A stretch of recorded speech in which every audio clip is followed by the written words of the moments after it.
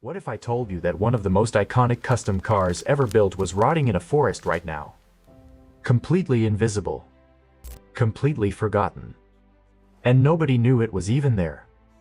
This thing had been out there for years. The rain fell on it.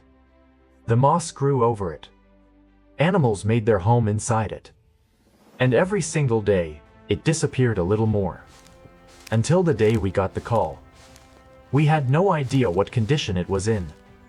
We had no idea if it could even be saved. All we knew was, we had to try.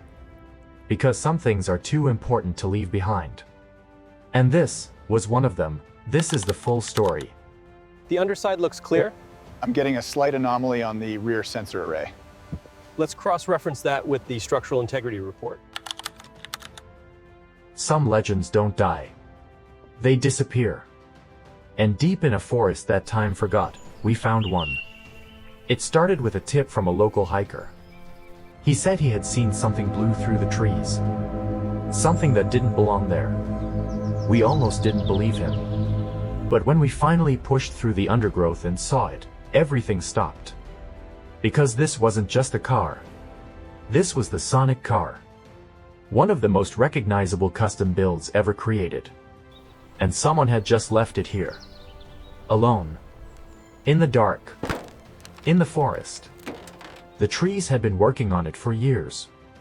Maybe longer. Moss had grown over every single panel. Thick, heavy, undisturbed moss that had turned the entire car into something that looked more like a rock than a machine. Ferns were pushing up through the wheel arches. A carpet of dead leaves covered the roof as if nature itself had tucked it in and said goodnight. The windshield had a branch growing through it. Not resting against it. Growing through it. Even the face, that iconic blue face on the hood, was completely gone. Buried under centimeters of green and brown and gray. If you didn't know exactly what you were looking for, you would have walked right past it. You would have never known.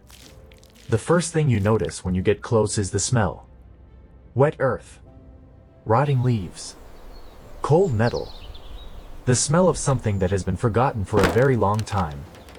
One of our team members reached out and touched the bodywork. He pulled his hand back covered in wet moss and just looked at it for a moment. None of us spoke. Because in that moment, every single one of us felt exactly the same thing. We could not leave it here. We would not leave it here. Getting equipment into that forest was the first real challenge we faced. There were no roads. No paths wide enough for any kind of vehicle. Everything had to be carried in by hand through the trees and the undergrowth and the soft, wet ground. The generator alone took 4 people to carry. The pressure washer hoses had to be run nearly 200 meters from the road. By the time we had everything set up, we had already been working for 3 hours and hadn't touched the car once. When that pressure washer finally fired up, the sound it made hit the trees and bounced straight back at us like thunder rolling through the forest. Every bird within half a mile took flight at the same moment. The forest went from complete silence to absolute chaos in about 2 seconds. And then, the first blast of water hit the hood. There is something almost violent about a pressure washer hitting moss that has been growing undisturbed for years. It doesn't just remove the dirt. It removes time itself. The moss doesn't peel away gently. It explodes outward in heavy wet chunks, spinning off into the undergrowth, revealing whatever is underneath in sudden, shocking flashes. And what was underneath, what came through in those first seconds, was blue. Sonic blue. Bright and electric and completely defiant, as if it had been sitting there under all of that green and brown and gray just waiting for someone to come and find it. That first flash of color. That first moment when you see the thing you came for is still alive underneath everything the world threw at it. I don't care how many restorations you have seen, I don't care how experienced you are. That moment never gets old. It hits you every single time. We worked on just the roof and the hood for 3 hours. 3 full hours of continuous pressure washing, scrubbing, rinsing, repeating. And at the end of those 3 hours, we hadn't even reached the engine yet. But the face was starting to come back. Through the remaining grime and the water and the late afternoon light filtering through the trees, you could just begin to make out the shape of it. The eyes. The expression. Sonic was still in there. Still waiting. Here is what they never show you in the highlight reels. Restoration is not glamorous. Not at the beginning. At the beginning it is just you and your tools and cold water. This impact point suggests significant force to the subframe. Have you checked the mounting points? Yes, the distortion runs all the way back to the firewall. Back hurts. Your hands are cold. The light is fading. And you still have the entire other side of the car to do. But you keep going. Because you have seen that flash of blue. And now you cannot unsee it. Once the surface was clean enough to actually read properly, we did what every serious restoration team has to do before any real work begins. We stopped, we walked around it slowly. We looked. We looked properly, without rushing, without assumptions, without hoping the problems weren't as bad as they appeared. We documented everything we found. And we did not like everything we found. The windshield was not cracked. It was gone. Something had come through it, a branch from a tree directly above, most likely, and the dashboard underneath had been exposed to direct rainfall for what appeared to be several years. The dashboard surface was warped. The instrument cluster was completely seized with corrosion. The steering wheel had split down one side where the material had dried and contracted over years of temperature change. The wheel arches told their own story. Rust had found its way into the metal edges, not catastrophic rust, not yet, but active rust, spreading rust, the kind that has already decided where it is going next and is simply waiting for more time to get there. Another year in that forest and the structural integrity of the We estimate around 6 months of labor, assuming we can even source parts for the undercarriage. The rust alone. This is worse than the sailboat incident. There were easier paths, certainly. But this is the one we chose, and I have no regrets. We see this through to the end. a nest, we found evidence of at least 2 different animals that had been using the engine compartment as shelter at various points. The wiring harness, the entire network of electrical cables that tells the car what to do, had been chewed through in 3 separate places.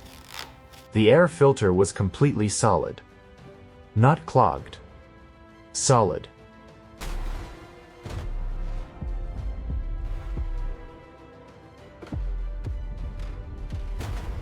All right, team, gear up now. Sarah, flank left. David, you're with me. Let's move. On it! Ready, boss. Ready, boss. Someone looked at a blank canvas and decided to create something that had never existed before. And somewhere along the way, through circumstances we may never fully understand, it ended up in that forest. Forgotten. But not destroyed. Never destroyed. And now it was our responsibility to make sure that story had the ending it deserved. Getting the car out of the forest required more careful planning than getting into it had. The ground was completely saturated from years of rainfall with no direct sunlight to dry it out. One wrong move with the recovery vehicle and we would have a second problem sitting in the mud right next to the first one. We spent an hour just assessing the ground conditions before we attached a single strap. We connected the recovery lines to the strongest structural points of the chassis, the subframe connection points, front and rear, not the body panels, not the tow hooks which were seized completely solid, but the actual bones of the car. The parts that were designed to take load.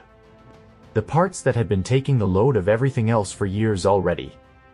When it moved for the first time, that very first lurch forward after years of complete stillness, the sound it made was something I will not forget. It was somewhere between a groan and a sigh, a long, low sound that seemed to come from somewhere deep inside the car rather than from any specific mechanical point. We moved at walking pace through the forest. Every single meter had to be managed. Every dip, every root, every soft patch of ground was a potential problem for bodywork that had already been under enormous stress for years. The branches scraped along the roof and the doors. The car rocked and tilted on the uneven ground. And the whole time, the team walked alongside it in complete silence, watching, ready to stop at any second. And then, it was out. Through the tree line. Into the open air.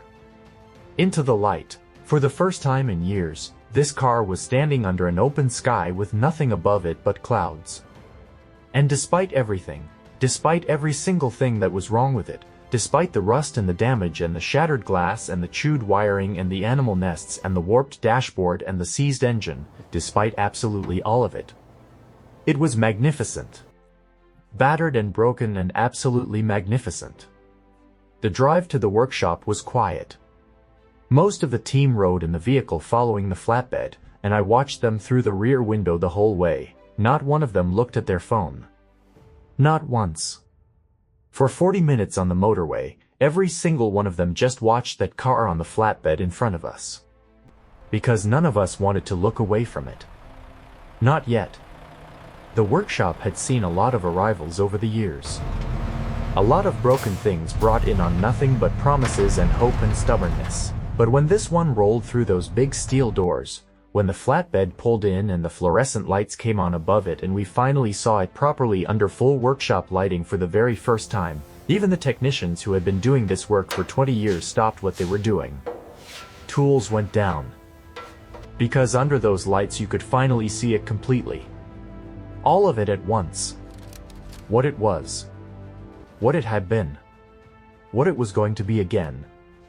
The patches of electric blue that had survived everything. The shape of the bodywork underneath all the damage, still true, still solid, still exactly what it was supposed to be. And in the center of the hood, looking up at all of us through the grime and the scratches and the years. The face. Still there. Damaged and weathered and faded but completely, undeniably there. Sonic was still there. After everything, still there. And now the real work was about to begin. Yeah, all that hard work paid off.